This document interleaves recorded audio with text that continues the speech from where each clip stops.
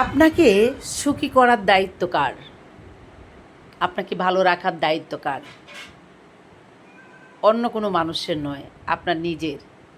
বন্ধুরা, দেশে এবং দেশের বাইরে প্রবাসে যত আমার প্রাণপ্রিয় বন্ধুরা রয়েছেন, আমার কলিজার ভাই ও বোনেরা, যারা আমার চ্যানেল থেকে ভিডিওটা দেখবেন দয়া করে চ্যানেলটা সাবস্ক্রাইব করে দিবেন।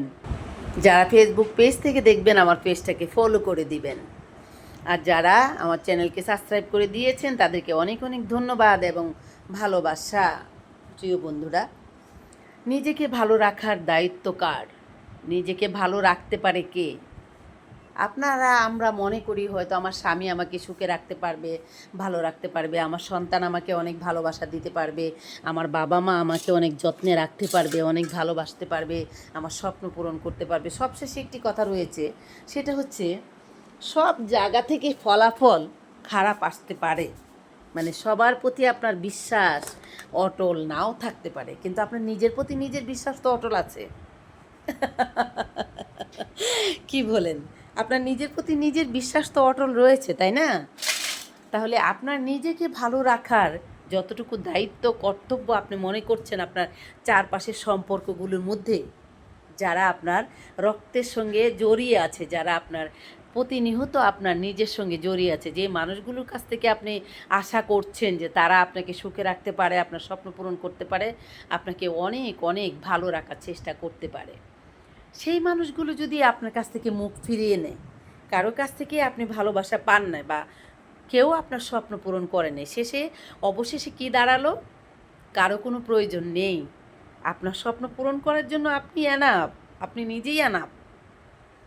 তাই কারো মুখের দিকে না তাকিয়ে থেকে, কারো চাওয়া পাওয়ার দিকে না তাকিয়ে থেকে যে কে আপনাকে কতটুকু চাইলে দিবে, কে আপনাকে কতটুকু সুখী করবে, কে আপনাকে কতটুকু ভালোবাসা দিবে, কে আপনার কথা ভাববে, সেসব চিন্তা করে নিজেকে নিঃস্ব না করে দিয়ে নিজেকে ভালো রাখার জন্য নিজে নিজে চেষ্টা করে যান, লড়ে যান এই পৃথিবীর সমাজের সঙ্গে।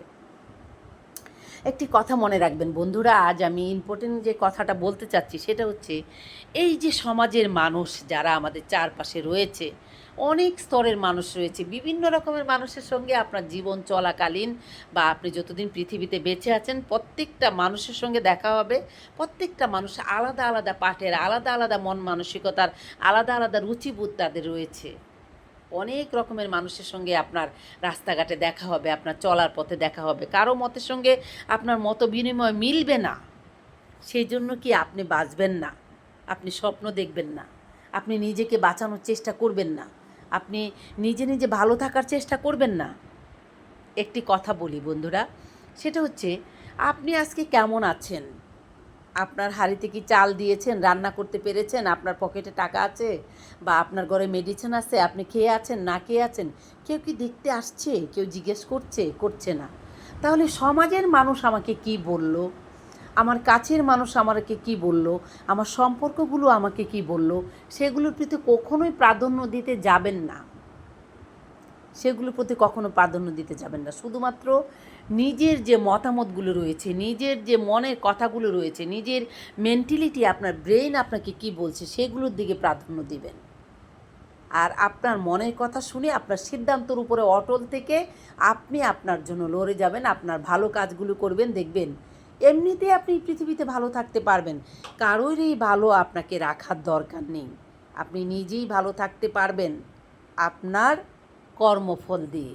আপনি যদি ভালো কর্মফল করেন তাহলে আপনি ভালো উপহার এই পৃথিবী থেকে পাবেন, আখেরাতেও পাবেন। আপনি যদি খারাপ কর্মফল করেন তাহলে আপনি খারাপটাই পাবেন।